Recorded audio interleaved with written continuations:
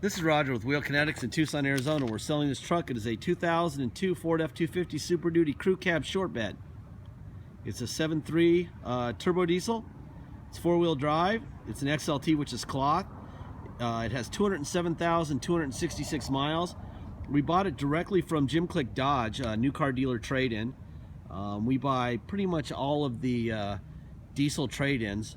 They can't sell them on their dealerships as trade-ins when they have over 100,000 miles or are older than 10 years. So that means both of these. Anyway, we bought it. We bring it in here. We do an inspection. That's what this looks like right here. And what it tells us is all it needed was wiper blades and a passenger front window motor.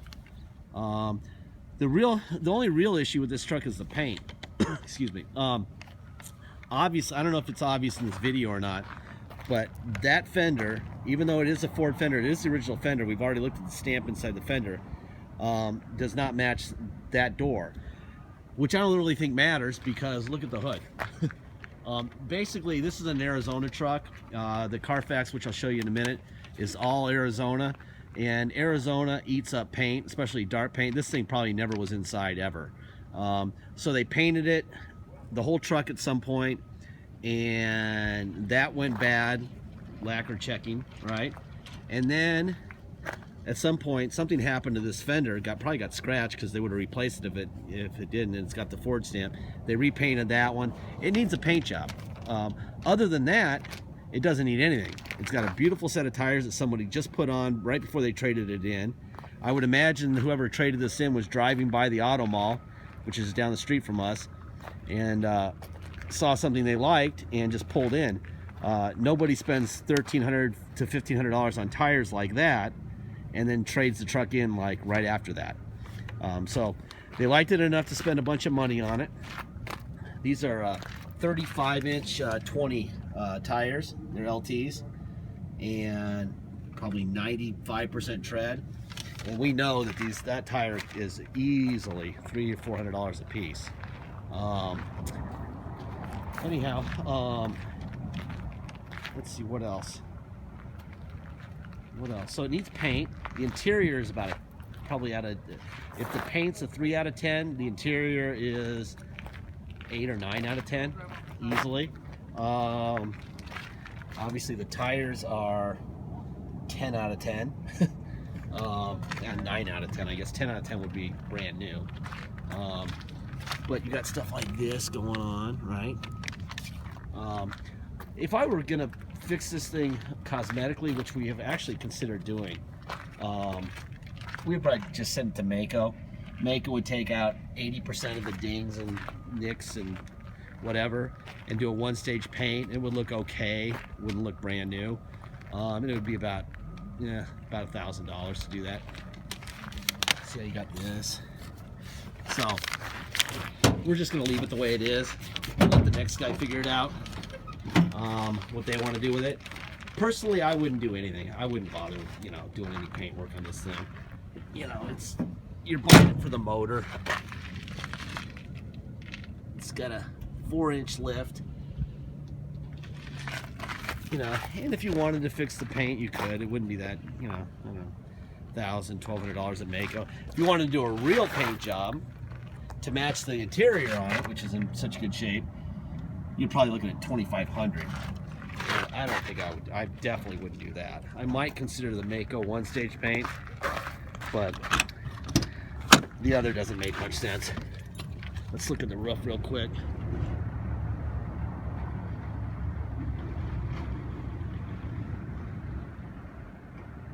There you go. All right, I'm gonna jump in here. I'm gonna fire it up. We're gonna look under the hood.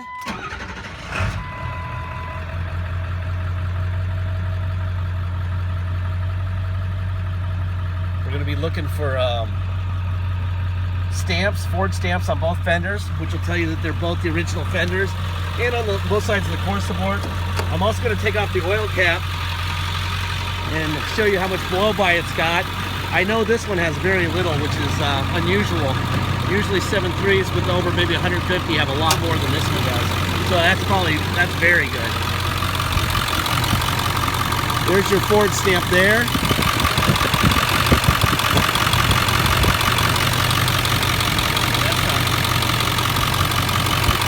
That's not bad at all. On a 1 to 10, with 10 being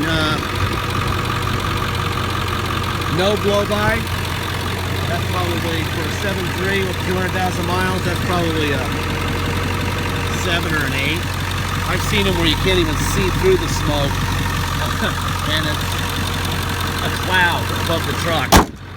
That's not that bad.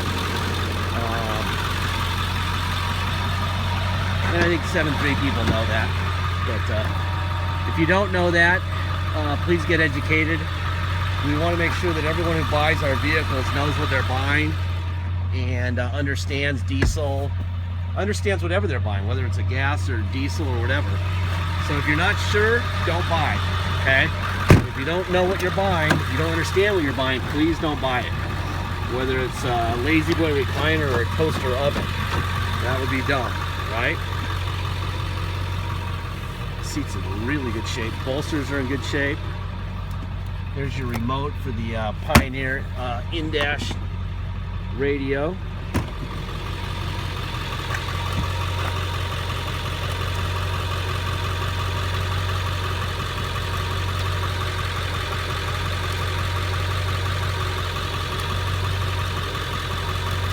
Seat works fine.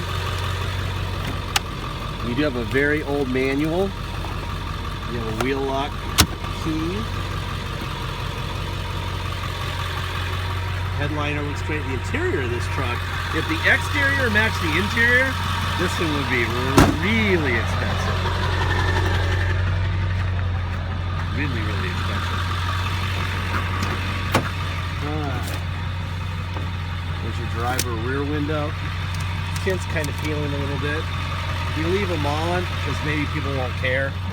And they'll want the tint. It's really easy to take off if you want to take it off. All right, let me show you some stuff here. Here's the Kelly Blue Book on it. 02, 207,000 miles. XLT Off-Road 7.3 with all of that equipment. Fair purchase price from a dealer, $13,298 on the middle end. On the low end, $12,000. On the high end, $14,499. Here's your Carfax, no accident damage reported. Carfax gives that as a retail book value, and then they add a little bit for a good Carfax, and that's what they say it's worth. It's about the same as Kelly. Car was born in Prescott Valley. Born meaning first titled. And then it's in Glendale, which is why the paint gets destroyed, because it's about 9,000. It's about 5 or 10 degrees hotter than Tucson. So it's about 110 all summer. Dark paint doesn't have a chance there. There you go. And that was the last entry for Carfax at 189,224, I believe. Yeah, that was the last reading. So this stuff will all be in the glove box.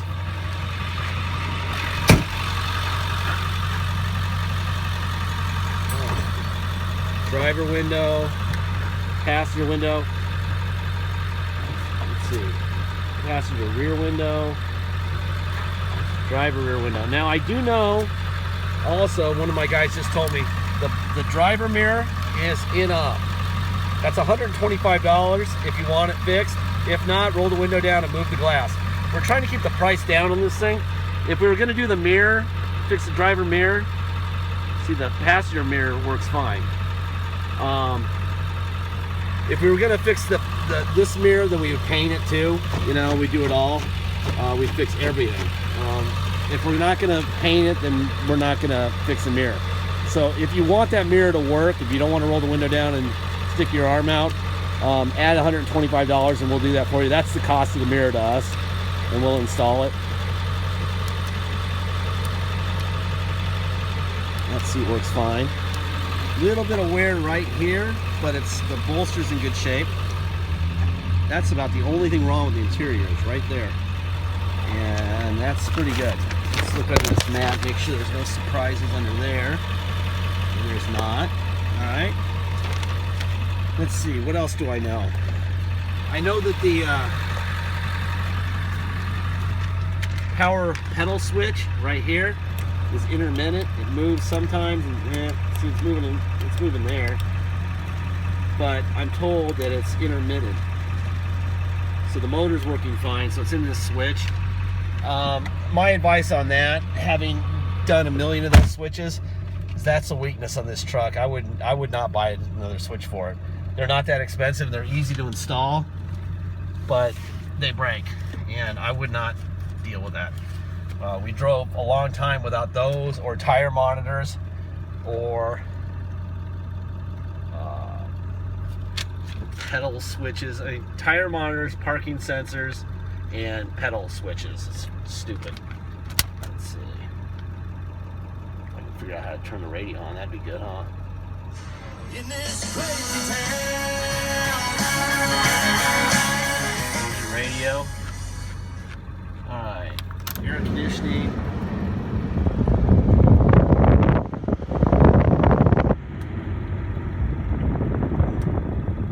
That works fine.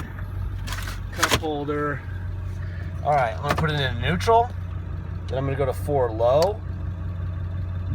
There's 4 low. Put it in drive. Put it in reverse.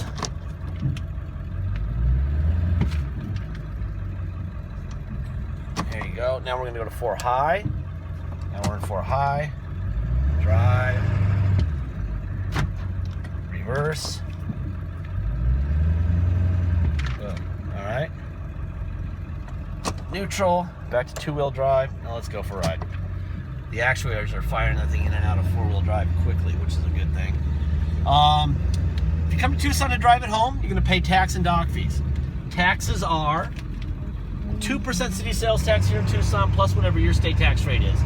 So if your state tax rate is 3%, you'll pay 5%. If it's 7%, you'll pay 9%. It's real easy. Just add 2% to your state tax rate. Then add a $250 dock fee. That's what you'll pay if you come here to Tucson to drive it home. If you pay by wire and ship, all you're going to pay is the agreed upon price, and that's it. No dock fee, no taxes. Once we receive your wire, we'll fill in your name or your company's name and address on the title. We'll notarize it, sign it off to you, and we will mail it to you. We will scan the title in to the online file that you have. We'll even scan in the envelope that we mail it to you in, so you can see it before it even goes in the mail. Obviously, once you ship the truck to your residence or your business and get the title in the mail, you'll take them down to your motor vehicles and deal with whatever fees or taxes or whatever you owe there. Deposit's $500. Once we have your deposit, we have a deal. Until we have your deposit, it's for sale. Once we get your deposit, we'll put your name in a banner over the truck at realkinetics.com, and you'll know it's yours. Okay? Last thing is really obvious. This is a 14-year-old truck with 207,000 miles on it. It has no warranty.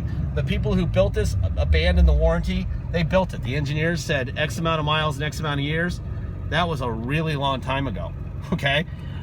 If they could have given it a 25-year, 500,000-mile warranty, they would have, and they would have sold them for $200,000 a piece. Okay? And they'd have sold out in an hour. They didn't do that. Why? Because they didn't know what would happen. Okay? If they don't know and they built it, there's rarely a chance where you can never make a case for us knowing more than they know, and they built it. So what we're saying is, we don't know as much as the people who built it. They didn't want to give it more warranty. We're with them. We're not giving it any more warranty either. There's risk in buying a used anything, whether it's a toaster oven or a lazy boy recliner or this truck. Okay? If you're risk averse, don't buy it. Okay? You gotta go buy a new one. Go buy a new XLT 6.7. You're probably looking at 50. You know, and then you'll have warranty for a little while. Then when it's expired, you'll owe 30, and you'll have no warranty. That's the truth. And you won't have a 7.3 either. You'll have a 6.7 with all the crap and emissions and all that bull crap on it. All right. So just please know what you're buying. Please realize there's risk. If it shows up at your house and it breaks the next day, you have to get it fixed. We're not writing a check. That's the bottom line. Okay. And that's it. Thank you for your time.